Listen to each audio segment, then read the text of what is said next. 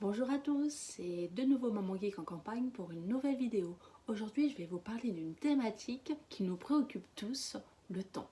Le temps qui fuit, le temps qui passe, le temps qui nous défie, le temps que l'on doit prendre, le temps qui compte, le temps qu'on compte. Le temps est une thématique qui revient beaucoup dans nos bouches auprès de nos enfants et qu'est-ce qu'elle est difficile à appréhender pour eux. Parce que, avouons-le, nous sommes bien souvent très contradictoires quand on l'aborde. Un coup, on demande à ce qu'il se presse. Allons, allons, il reste plus que 2 minutes, on doit partir, on doit y aller. Et dès qu'il nous saoule un petit peu avec la maman, maman, tu peux venir, viens voir, qu'est-ce que je fais, je m'ennuie. Et là, d'un coup, ils doivent le prendre. Attends, et 2 secondes, j'arrive. Faut bien avouer, quand dans une tête d'enfant, c'est pas évident de comprendre tout ça. Alors je vous propose aujourd'hui quelques livres qui parlent de cette notion à plusieurs échelles.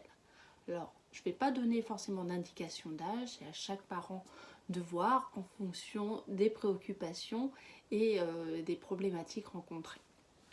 Je vais commencer par un livre qui parle du temps pour tous les enfants qui se préoccupent de l'origine du monde, d'où l'on vient, de qu'est-ce qu'il y avait avant. Et là, c'est à grande échelle, vu que ça parle de l'évolution. Ce premier livre, c'est Avant moi. Très joli livre, coloré, qui permet de comprendre l'évolution de la planète, de son apparition jusqu'à aujourd'hui. On part du Big Bang. Donc il y a un petit texte relativement court sur chaque double page et toujours cette litanie en fin et après. Donc là on parle le Big Bang et après les étoiles et après la planète Terre et après une pluie qui tombe sans discontinuer et après l'apparition, je vous montre une autre double page, des bactéries et après les premiers invertébrés dans la mer et après les premiers poissons et après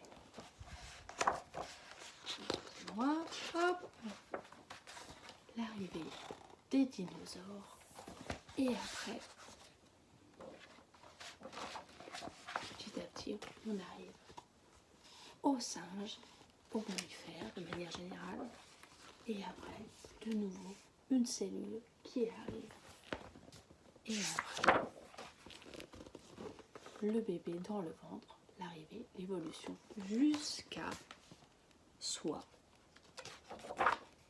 un bébé naît, Big Bang, le grand amour. Voilà, je trouve que c'est un joli livre qui permet d'appréhender la notion du temps pour tous les petits curieux qui se demandent d'où l'on vient. Voilà. Un autre livre qui permet d'appréhender le temps dans toutes ses dimensions, de la plus courte à la plus longue. On passe d'une seconde à une année. Le temps, ça dure un peu, beaucoup, énormément. Donc celui-ci, on l'a emprunté à la bibliothèque parce que je trouve que c'est toujours intéressant, même pour ma grande qui a maintenant 6 ans et demi, ça permet de différer, d'appréhender, surtout qu'elle commence à vouloir lire l'heure. Donc elle confond encore les heures, les minutes, c'est un peu confus tout ça. Donc une seconde, c'est minuscule, mais c'est suffisant pour faire un clin d'œil à Valentine, un bisou soufflé à Dorothée ou une drôle de grimace à Horace. Donc voilà, le texte est tout en poésie, j'aime beaucoup. Les dessins sont mignons, avec des petits découpages. Je suis pas forcément une grande fan, mais voilà, c'est suffisant, c'est coloré, j'aime bien quand même. Si j'ai une minute, et à chaque fois, pour chaque temps donné, on indique ce qu'on peut faire sur une minute. 30 minutes, 1 heure, une demi-journée. Je vais vous lire une autre partie. Une journée, c'est la liberté. J'ai tout le temps qu'il faut pour transformer ma chambre en navette spatiale en couvrant mes murs de grosses planètes et de petites étoiles. pense qu'après, c'est à chaque parent de venir s'inspirer de ça et de compléter et de demander à l'enfant, bah alors, une journée, qu'est-ce qu'on peut faire? Le week-end, une semaine, un mois, et comme ça, jusqu'à une année. Une année, c'est 365 jours, j'ai grandi de quelques centimètres, j'ai ajouté un chiffre de plus à mon âge et mes orteils sont maintenant coincés au bout de mes baskets. Je pense que c'est aussi le fait de grandir, de changer les vêtements, c'est aussi une bonne indication de ce temps qui passe. Donc celui-là, très sympa pour appréhender cette notion du temps. Un livre d'une collection que j'aime beaucoup, c'est la collection Pont des Arts aux éditions L'Élan Vert. Donc celui-là, c'est Tic Tac et c'est toute une collection de livres qui présentent des œuvres d'art en fait. Chaque histoire correspond à une œuvre d'art. Donc celle-là, c'est le cadran scolaire de Robert Doisneau. Ça permet d'appréhender cette œuvre.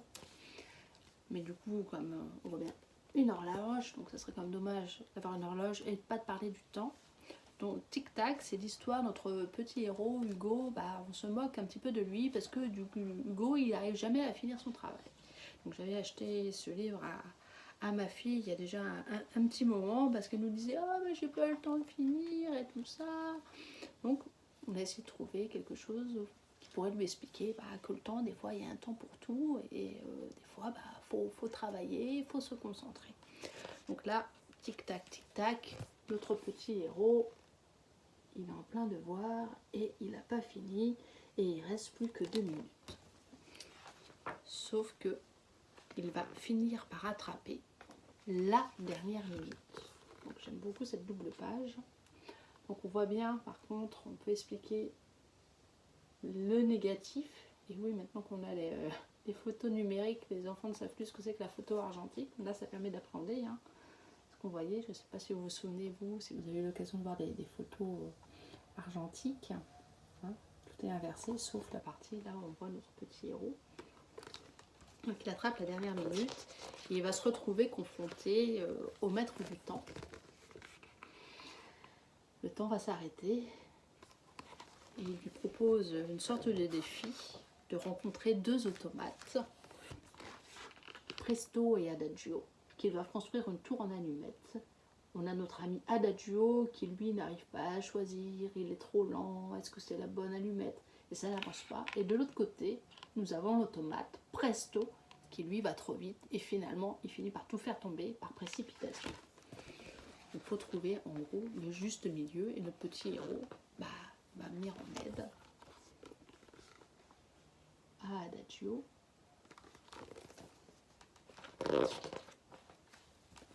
Et à Presto qui ne prend pas son temps. Donc voilà, l'histoire c'est ça, donc savoir un temps pour tout. Donc je vous lis la fin.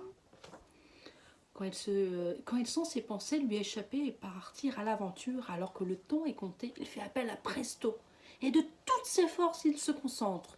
Mais comme Adagio, il prend son temps, tout son temps, quand il s'agit de jouer, de rêver, d'imaginer, parce que la vie, ce n'est pas une course. Voilà. Je trouve que c'est une jolie histoire aussi pour appréhender le temps qu'il faut prendre, le temps qui compte, le temps qui est compté. Donc ça serait quand même plutôt pour des enfants déjà âgés peut-être à partir de 5 ans où justement à l'école on peut commencer à leur demander de se concentrer un petit peu plus. Alors pareil, c'est qu'une indication, peut-être que dès 4 ans, ça, pour un enfant qui est habitué au livre ça passera, d'autres ça sera peut-être pas avant 6-7 ans. Ça dépend. Et pour finir, j'ai 2 livres qui sont plus dans la bienveillance et prendre le temps. Justement, prendre le temps, c'est ce petit livre-là, aux éditions Louvre, qui est une édition indépendante, où sur chaque double page, un dessin est proposé au crayon sur prendre le temps de manger et de partager son repas autour d'une table, de s'habiller, de faire comme les grands, ramasser des trésors le long du chemin, sur les petites choses de la vie, savoir s'émerveiller, savoir accepter que le temps, des fois, il faut savoir le prendre, l'attraper et que dans chaque petite chose de la vie, il y a des moments sympathiques. Le tout, c'est de bien vouloir regarder, d'observer le monde qui nous entoure. Donc là, ça va être l'escargot qui glisse. De ne rien faire, réfléchir, rêver, c'est aussi ça le temps. Bah, des fois, juste s'allonger dans l'herbe. Le temps qui passe, se ressourcer. Hein, ceux qui ont des chats, c'est vrai que juste prendre le temps d'avoir le chat sur soi, l'entendre ronronner, c'est fort appréciable.